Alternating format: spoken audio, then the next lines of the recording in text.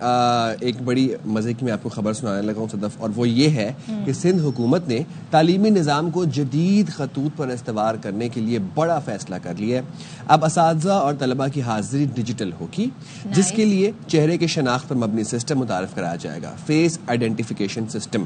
ہر school کا اپنا budget ہوگا اور ہیڈ ماسٹر کو براہ راست اختیارات دیے جائیں گے کہ وہ اسکول کی بہتری کے لیے خود فیصلے کریں۔ اچھا، وزیر اعلیٰ سندھ نے وزیر تعلیم کو 78 لاکھ بچوں کے اسکول داخلے کا ہدف بھی دیا ہے، ساتھ ہی اسکولوں میں لڑکیوں کی بڑھتی ہوئی انرولمنٹ کو مثبت پیش رفت قرار دیا ہے۔ مراد علی شاہ نے کہا کہ اسکول ایجوکیشن پر خصوصی توجہ دے کر تعلیمی نظام کو مزید بہتر کرنا ہے، اور اس سے یقیناً خاص طور پہ ہمارے یہاں جو بڑا مسئلہ ہے وہ گھوسٹ اسکول اور گھوسٹ ٹیچرز کا ہے، وہ جو مسئلہ ہے اس پر قابو پانے میں مدد بھی ملے گی۔ تو چلیں بات کر لیتے ہیں، ترجمان سندھ حکومت ہمارے ساتھ موجود ہیں، Smita Afzal. Smita, thank you so much, آپ نے ہمیں جوائن کیا۔ پہلے تو یہ بتائیے گا، بڑا اچھا فیصلہ ہے، اور ابتدائی طور پر کیا یہ فیزز میں ہوگا؟ کتنے تعلیمی اداروں پر امپلیمنٹیشن اس کی شروع ہوگی؟ Thank you very much. جی بالکل، سندھ گورنمنٹ نے ابھی ایک آدھ دن پہلے ہی یہ یسٹرڈے کل ہی جو میٹنگ ہوئی تھی سی ایم صاحب کی، اس میں ایجوکیشن کے اوپر جو ہے انہوں نے ڈیجیٹلائزیشن کا وہ کیا ہے کہ پورا ڈپارٹمنٹ جو ایجوکیشن ڈپارٹمنٹ ہے، جس میں پرائمری سیکنڈری اسکولز آتے ہیں، ہائر ایجوکیشن نہیں لیکن یہ جو اسکولز آتے ہیں یہ سب ڈیجیٹلائز ہو جائیں گے،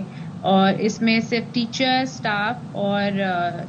جو بچے ہیں، جو اسٹوڈنٹس ہیں اسکولس کے، ان کی جو اٹینڈنس ہے وہ فیشل ریکگنیشن سے کی جائے گی، اس کی منظوری ہو چکی ہے۔ اسی کے ساتھ ساتھ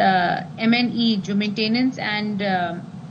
ویلیویشن ہوتا ہے وہ بھی ڈیجیٹلائز کر دیا جائے گا، اور اس سے آپ دیکھیں گے کہ پرفارمنس ہو یا ٹیچرز آئیں گی، ٹائم پہ آئیں گی، بچے بھی اپنی اٹینڈنس جب پوری کریں گے تو انشاءاللہ بہتری نظر آئے گی ایجوکیشن میں آپ کو۔ تو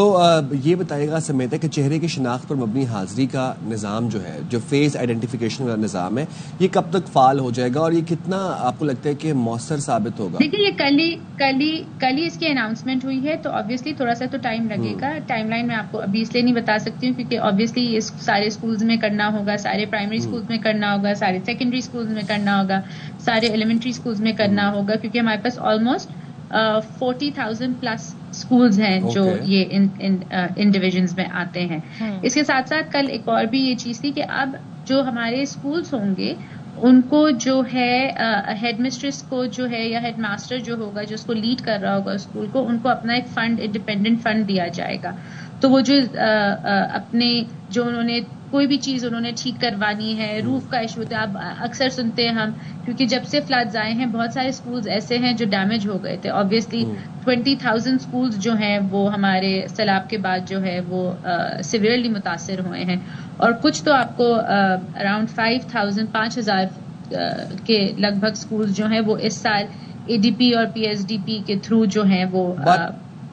جن اسکولز کے اندر انٹرنیٹ یا بجلی کے مسائل ہوں گے، وہاں پر یہ سسٹم کیسے ورک کرے گا؟ سر میں آپ کو بتاؤں کہ اسی میٹنگ میں ابھی سی ایم صاحب نے یہ بھی بولا ہے کہ ہم چاہ رہے ہیں کہ ہمارے اسکولز کے فیز وائز کریں گے، لیکن ہم اسکولز کی سولرائزیشن کے اوپر بھی جا رہے ہیں۔ میں نے کل ان کی میٹنگ کا یہ ایک بہت اہم پوائنٹ تھا کہ ہم